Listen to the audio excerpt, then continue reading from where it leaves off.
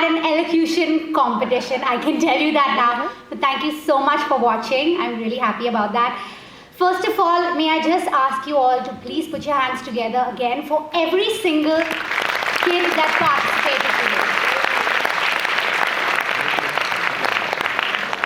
See, for someone like me who ran onto the stage, always said it was my second home, I kind of took it for granted in many ways, and I felt like, what's the big deal? And I tried to, one of my closest friends is sitting here, and I remember torturing her in college saying, just come on stage and it's no big deal.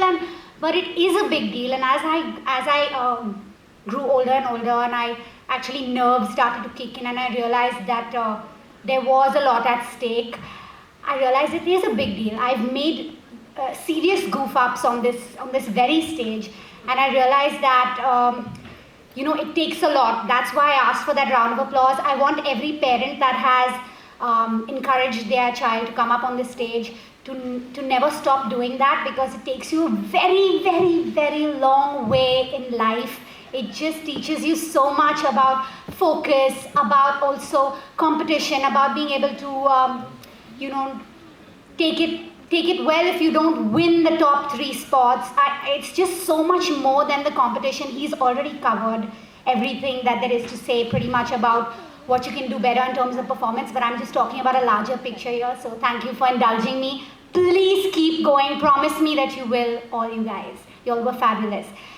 Yes, in terms of the performances that stood out for me, when you're able to take me on that journey, so even if the piece is simple, it's a simple story, it may not be profound, it may not have a very, very big picture or a big message, but you took me on that story, and I felt your little irritation towards your sibling, or I felt that little comic moment, and I was interested in what was happening right till the end, then you definitely did justice to your piece.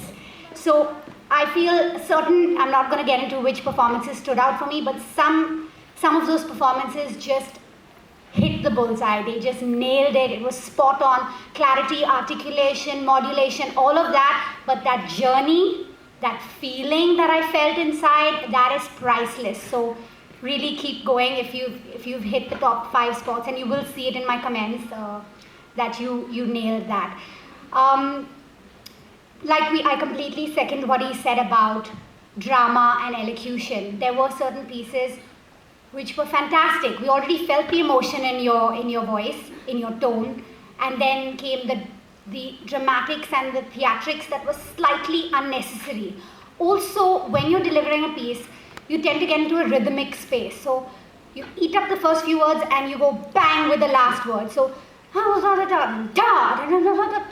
no, figure out which word was the word that needed emphasis, which is the word that needed to be conveyed to the audience. It doesn't necessarily mean that shifting my shoulder from this side to that side, and then I used a bit of an accent, that I'm feeling anything. Half the time I'm going, what did he just say?